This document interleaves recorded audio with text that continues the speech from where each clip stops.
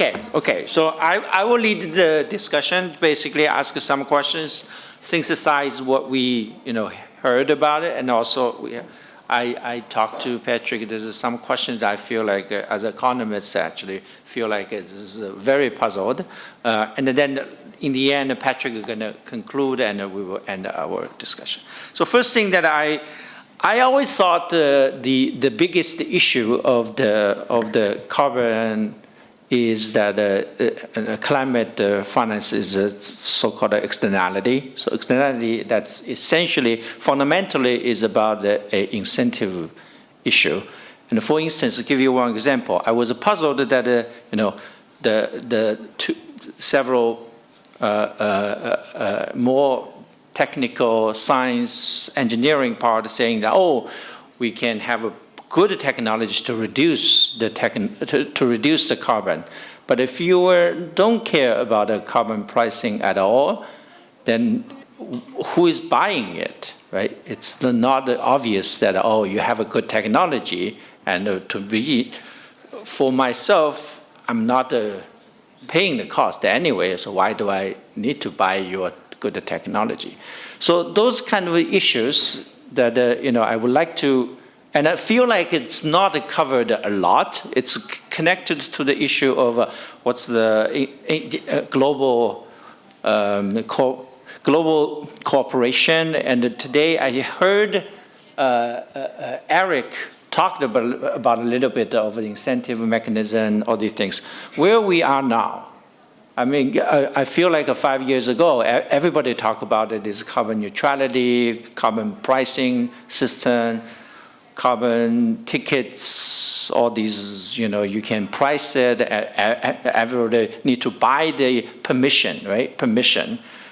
So it seems like it stop discussing about it, and I really would like to know where we are now and how does the technology help on that side? That's my question, and everybody can jump in.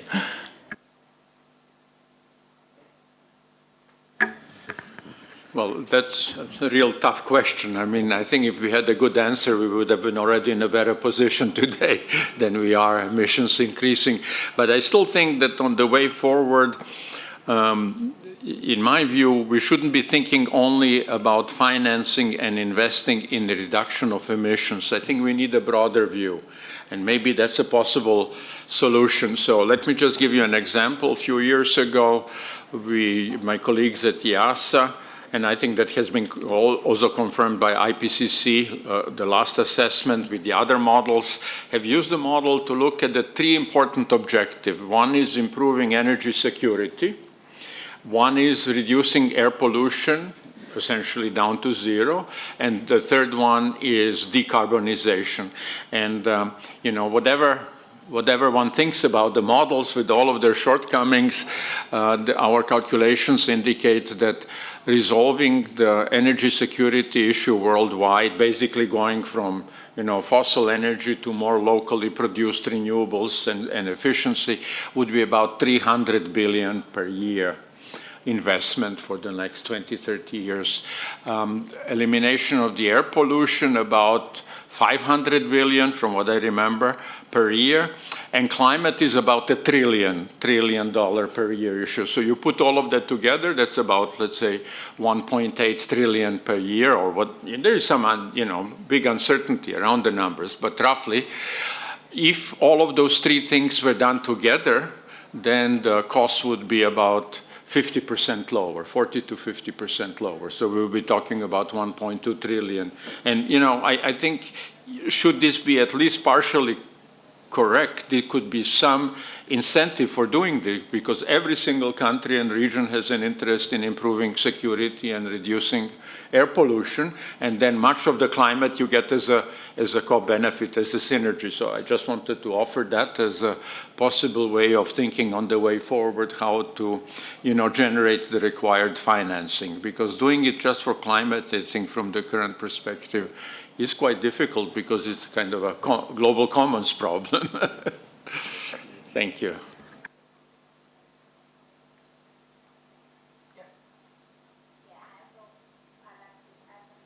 Some points, because I'm the one of the leading author of the IPCC AR6, and I'm in the chapter 13, which is about the institutional settings, the policy and actions at the national and regional level. Very long caption of that chapter, but that chapter. You mean at the China? IPCC AR6. It's international, global. International, okay. IPCC, International Intergovernmental Assessment, which is the basis for the climate actions. But we can see that actually in that IPCC AR6, that's about the national and regional actions. In that chapter, if we compare the AR6 and AR5, we can see that the contents about the market mechanism, as you mentioned, the carbon pricing, right? The contents about the carbon pricing are much shorter than the AR5. But we have much more information about the institutional settings, the context, the policy context, and also some other supporting policy instruments. Why? Because if you, I have showed you our largest policy database. In that database, we do found that for the carbon pricing instruments, which can be only adopted by the country which have established very good policy context for the market-based instrument. That what does that mean for the context? That means that you need a very good mandatory system. You need institutional settings. You need law. You need legislation. You need the information system. You need good understanding and also the environmental awareness. Otherwise, even though you can use the market-based instrument, it cannot work very well. So that means that if you look at the development of the carbon pricing, either the carbon ETS or the carbon tax, actually it has grown very slowly, I should frankly speaking.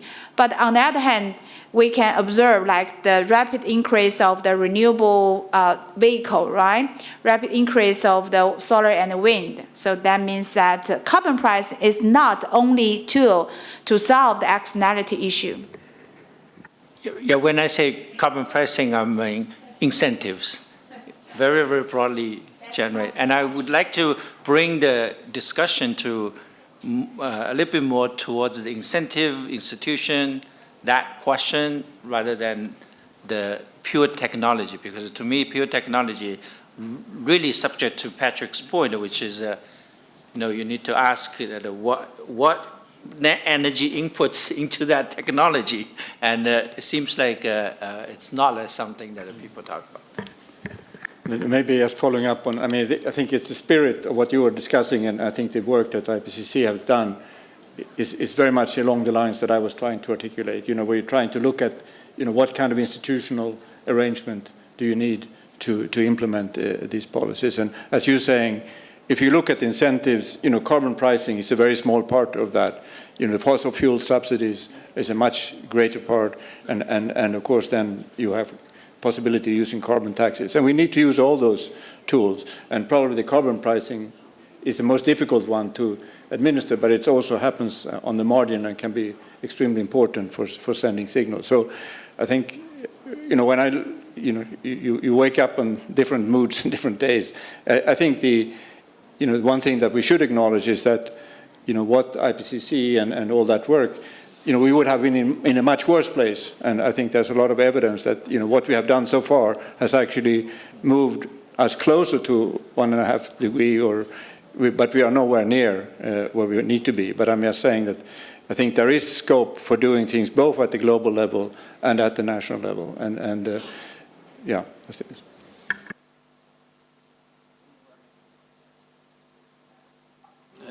Yeah, this is a difficult discussion, and we could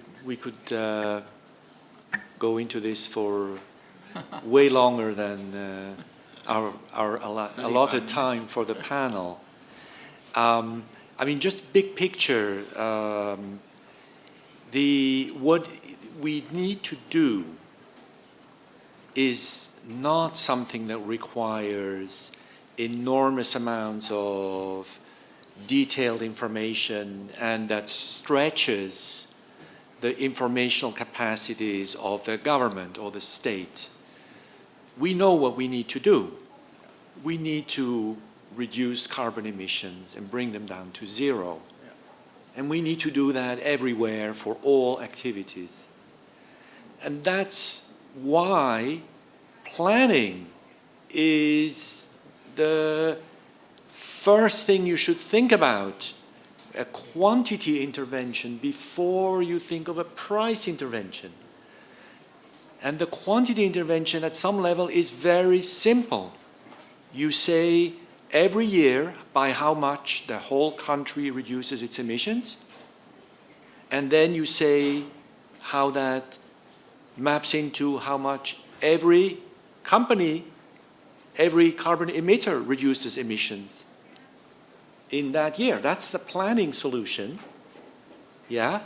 And then you can, of course, try and reduce the cost of the decarbonization by having those companies that can decarbonize at a lower cost do more decarbonization, and then sell carbon credits to those who have higher costs to decarbonize. That's how you want to think about the pricing. It's you start from the quantity objective, and then you supplement it with a market and a pricing scheme to reduce the cost. That's how you want to think about it. It's not the other way around. It's not we price and then we hope the quantity will go down. I think that's a big change in mindset that we need. And so when you think of it from that perspective, well, really the first order failure is we're not doing enough planning. We are not clear enough about what the objective is, and we're not clear enough about who does what at what rate. Who will be the responsible to do that? Some organization are able to do this or not at all? Well, or Lohan Academy? In China, we have the NDRC. The NDRC can do this. On the same topic, I really appreciate how you have formulated it, because I think, it reminds me of a quote that Einstein once made. He said, we should express complex systems in a very simple terms, and if we cannot do that, we don't understand them. And I think you have put your finger exactly on the precise point. This is why in my graphic, if you remember, I called it the carbon law, because the science is quite clear. We have to halve the emissions every decade, roughly speaking. And so just to follow what you said, of course, I think the public sector has to help. We need a plan and so on. But ultimately, every one of us has to halve the emissions every decade. And most of you will be here in 2050. So you can make your own personal plans and the plans for the family. At the end of the day, that's what we need to do. So from that point of view, the problem is simple, down to zero by halving every decade. And it actually shows how difficult this is going to be. But in principle, it's simple what we need to do. It's just very difficult.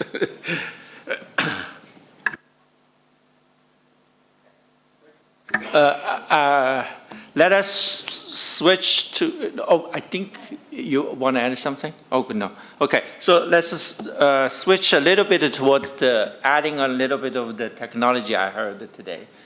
This is AI, and three of us were discussing about the interesting twist of AI on the negative side, that it's basically bringing to a pushback on the energy saving.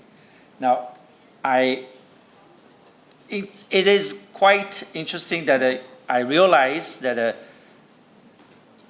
typically when I was 2 years ago, whenever we talk about ESG or the things, are these big internet companies are pushing for it.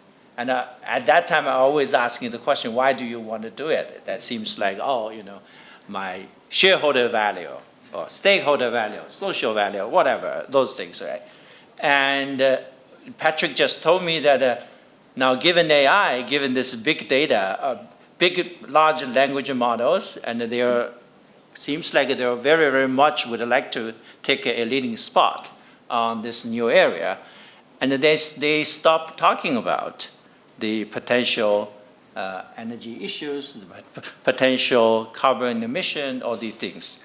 And I just feel like it just go back to the same thing, is that, suppose that now I'm telling you, maybe it is a good sign, is that, Yonggang or Bolton saying that, oh, we have a much better technology for them. Would they very much really would like to take it, or is that they profit maximization at the objective, and in the same time, somehow secondary minimize the carbon emission? What is the trade-off in their mind? And it's very much like maybe you were consulting for them. So what are they thinking?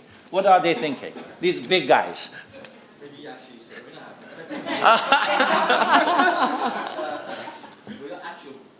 Indeed. But you also have insight.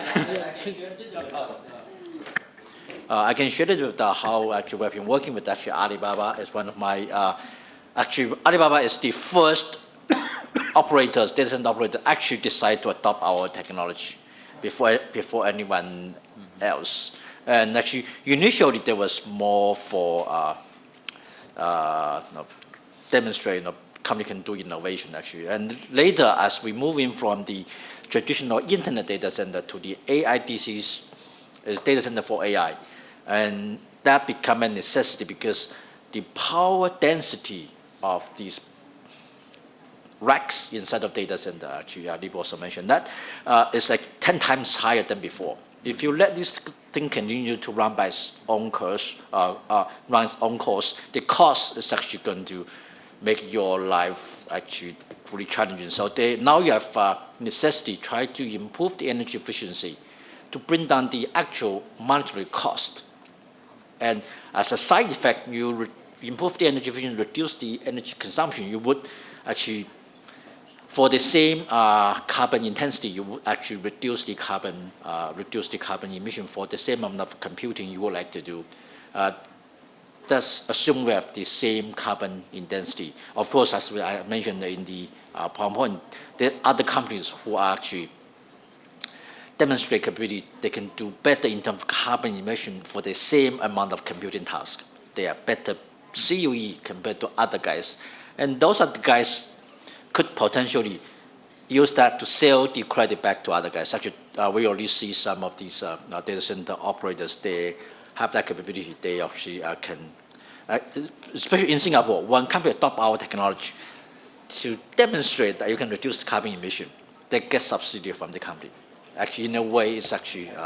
So that's the standard economics that's we're working. So I wanted to just cut it through. So one is that you reduce the electricity or other power, which is that is basically reacting to the price incentives, and then the other is a carbon emission. If there's no subsidy, etc., they shouldn't care. Yeah. And in your case, it seems like in Singapore, they do care, therefore they minimize on that. Yeah. So that's simple, still simple profit maximization in my mind. Yeah. So it's more like. Yeah. Thank you. Yeah, actually, as Professor Wen mentioned, we work at so many years. Yeah, because we have the local data centers in Singapore. That is very the high demanding how we keep the energy, the principle to reduce the carbon emission part. Actually, for the Alibaba Cloud, as I mentioned before, we have so many data centers in China and in the overseas, the other countries. Traditionally, not only just the electricity, some facilities we really need to considering, and also design of the data center. Yeah, it's also a lot of the technical things we need to be considered. For instance, how design of these data, what kind of the energy we can really introduce and use it, the wind, the cooling system. Even we have some the data center, so for instance, in China, in the very north area of China, the weather, the nature, the weather, they really can help us to reduce some carbon emission. Even like near Hangzhou, there is a Qiandaohu, is like the lake. We design our data centers underneath of that. It's really introduced a lot of the nature energy to reduce the carbon emission. So even the cooling, the liquid cooling system. So it's kind of we do have all of this is, as I mentioned, is a contradiction. One part is the GPU, really the high demanding for the electricity. Another, definitely, we already taken so many measures. We also work very closely with Professor Yuan, with so many scientists to have all of this technology to support us continue our sustainability strategy. Yeah, thank you.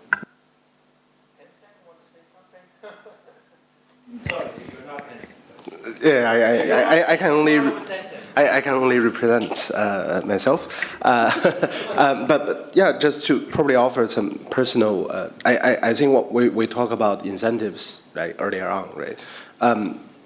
So from a business perspective, there are top-down approaches and bottom-up approaches, right? Top-down, we need planning, we need IPCC to see what are the projections are, how do we get it to zero as soon as possible, which country should have which responsibility is done by international negotiation, and in China, it's split down to provinces, to cities, and to various companies. So that's the top-down approach.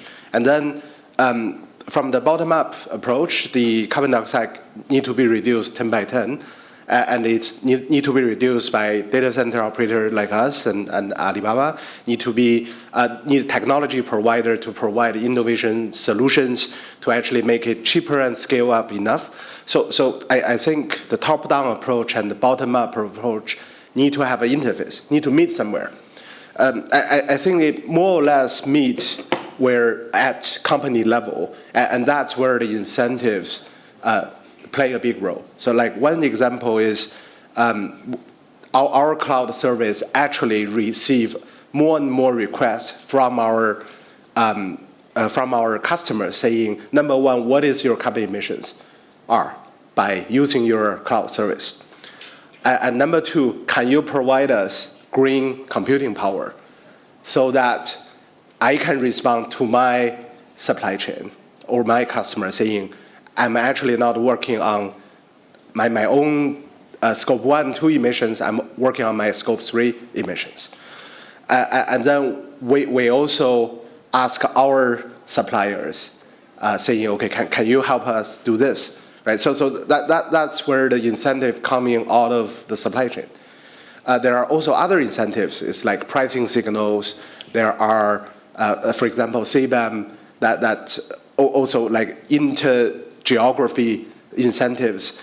That is also began to play a part because at the moment, for example, China don't have probably a high enough carbon price that covers most of the activity, but more or less, but sooner or later it will be, which make us think if some of the, for example, Carbon X program participating team can compete without a carbon price, head-to-head with a fossil fuel-based solution on some of the carbon dioxide utilization technologies, we're really optimistic because what happens if we don't need so high, what if we have a $20 per ton carbon price? Those companies will have a $20 per ton additional edge over the traditional route, and the fossil fuel-based technologies will have a negative $20 per ton, like negative incentives. So then we have a $40 per ton price signal that will incentivize the technology to be developed much faster than today. And from an investor perspective, then we say, okay, is it the right time that the top-down approach and the bottom-up approach is actually meeting somewhere? And is it the right time that actually if you invest today, then you are capturing a future business opportunity that otherwise you won't be able to cover. So that's from my perspective what lead us to focusing on what we're currently doing. Yeah. Sounds very promising. I It seems probably- China is working. Yes. No, so I think you're touching on, I think, what is the key. I mean, you can go for Patrick's solution if you have the necessary information, but you don't. And even today, the emissions trading system in China doesn't generate, I showed you the graph, it doesn't generate the information you need for that. But nevertheless, there has been quite a bit of learning. So the planning authorities have better information today than they had, say, 5 years ago, and certainly than they had further back. So you need to, and the system that the type of emission trading system that China has chosen could actually be optimal. You don't have perfect information, but when you have this learning now, you could move to this cap and trade that I think is the implication of what you are talking about. And that's my understanding where China is going. So China is shifting from this rate-based, energy intensity-based system to a cap and trade, carbon emissions-based system. And I think that's a very logical, as you try to combine these methods, you get more information, and over time you're going to be more effective. But again, you need all these, and then of course you have the disclosure issue. So we now have massive implementation across the world, but also in China of the ISSB new standards and so on. So all those things will help generate the information that we need, both for the markets and for the planning mechanism. So I think all these things have to work together. I will ask the last round of question, and then Patrick will conclude. So can you give us, so I think we have 10 minutes. Erik was saying that we learned a lot, as someone who just recently passively learned these things. I feel like I learned really a lot this afternoon. But for you, who already being, like Patrick was already being in this business for how many years? 10 years? You said? No. Was 14. Sorry, 14. I was wrong again. 14 years. And I believe that some of you probably, I'm learning still, yes. Some of you maybe less than 14 years. But whatever it is, what think you learned the most in the past, whatever, when you start to think about this, and then now, and either you could say it's just difficult, or you would say that which direction that you think it's the most useful to work on, and that's basically my question. You could have come from the technology side of it. I really would like to know, like, what is this thing that initially we don't think it's working, but now it's actually working? Yes, we can start from here, and then just one by one. Yeah, this is really interesting. I think it, because actually, we have the large language model. We think for the, coming, 5, even 10 years, the AI, it will be definitely the trend. So for us, we are thinking, for the AI-driven, even like they introduce all of these models, to considering how we can have the better design for our data centers, and how we can have the better support for our customers. To do the more like the carbon emission measures for them. And another, we are now like the planning to have the more AI-driven solution for our jointly with our customers. It's also like the provide some tools and to like the support them to make some like the measures and activities really can like this, reduce a lot of the carbon emission part. This is very necessary. Even so many different industries, our customer have so many innovative ideas together with us. I think this direction, this is really fully, it's really match our sustainable, all of this strategy. We are going to do this. We are want to do more for this part. Yeah, thank you. So I guess one of the area we really want to work on in the future is actually global collaboration for various reasons. Number one, when we do Carbon X, for example, last year is mostly China focused. But actually, if we think about where is the best place to actually have the technology innovation, what is the best market for that technology to actually be working on, and which supply chain it should rely on. If we look at all of those questions, China may or may not be the best place. And so climate change is a global issue, so that we really need global solutions. So if we're really looking at those questions and find the best way to collaborate, we will probably be much more efficient. And number two, if we can collaborate with all the other people that are doing similar things, we can probably reduce the redundancy a little bit so that we can be even more efficient. One example is 2-3 weeks ago, I was in London Tech Week and talked to the president of XPRIZE, which are running quite similar program with that. And when we talk, we say, okay, there are actually a lot of synergies we can collaborate on. So if we can actually find the best place for the best thing to happen, and we can avoid as much as possible the redundancies that is currently working in the climate space, we think we can achieve speed and scale probably a bit better than what we do today. So that's why in the next few years, we'll probably try to be as global as possible. So next time, hopefully I'll have English slides instead of just Chinese ones. Yes.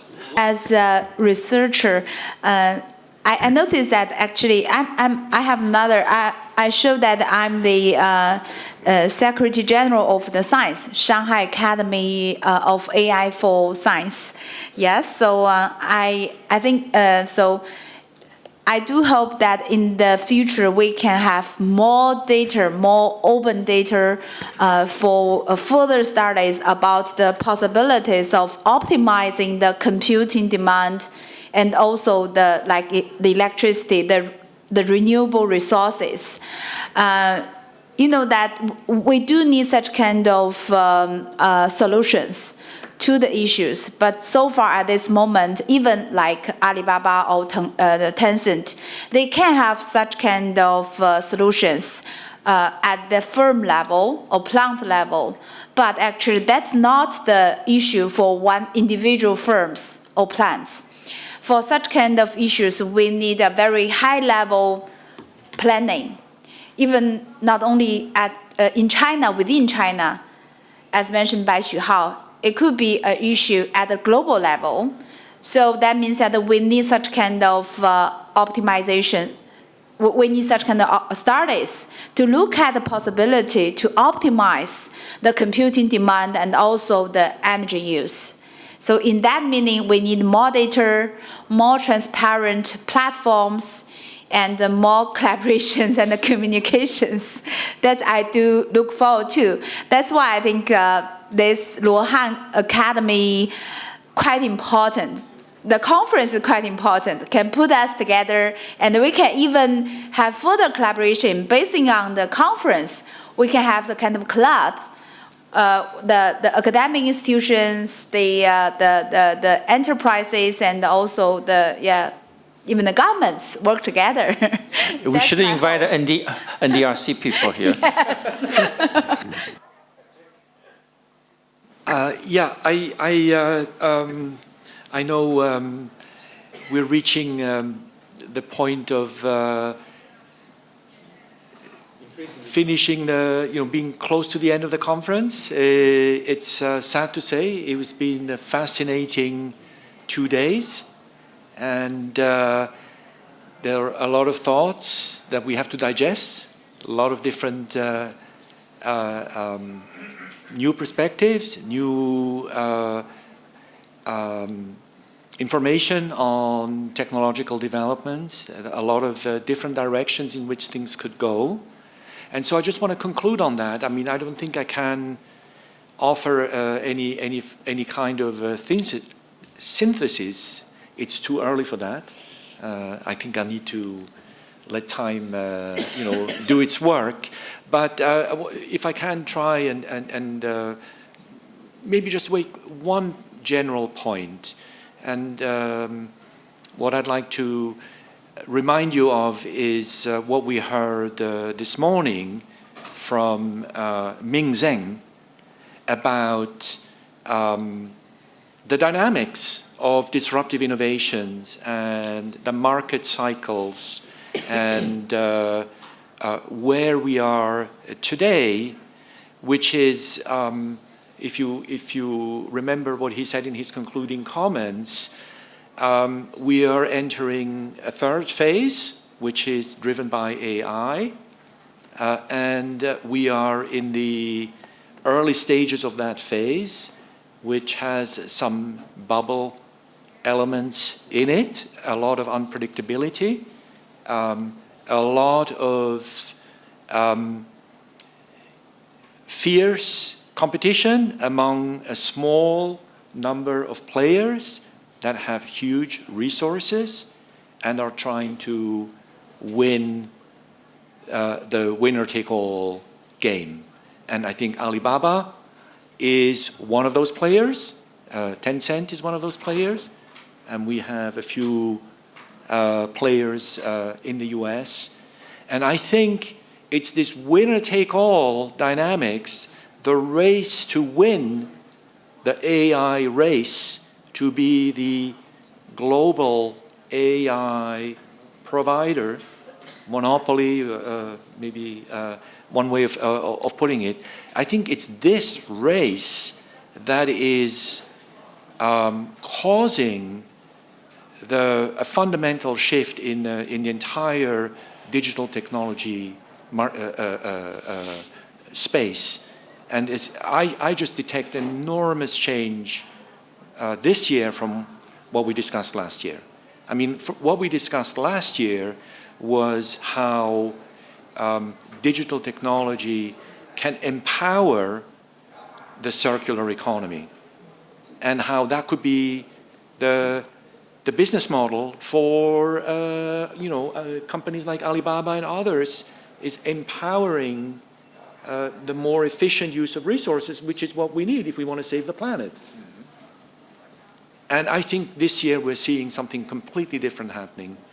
I think this year we're no longer in the game of let's help everyone to economize the use of resources. This year we need to win this race, and if we need to double our energy consumption or treble it, so be it. That's what's part of the game, and that's where we're in. And I think this is something that really needs to be thought through carefully. This will have deep implications, because up until now, with the explosion of AI, big tech was a green sector. If an investor wanted to have a green portfolio, it would go overweight big tech, and had every reason to think this was a good way to do it, because companies like Microsoft, Google, and so on, they said, we want to be at the forefront of net zero business. We have net zero targets 2030. Alibaba has a net zero target 2030. And yeah, and then from the point of view of investors, you go for where the market leads and you're green, and that's great. I think that narrative is in very serious jeopardy with the development of AI. I think it will be hard to claim, if we go the route that we all anticipate, more and more energy consumption, it would be very hard to be able to claim we're a green business. Anyway, let me end on that note. Thank you so much.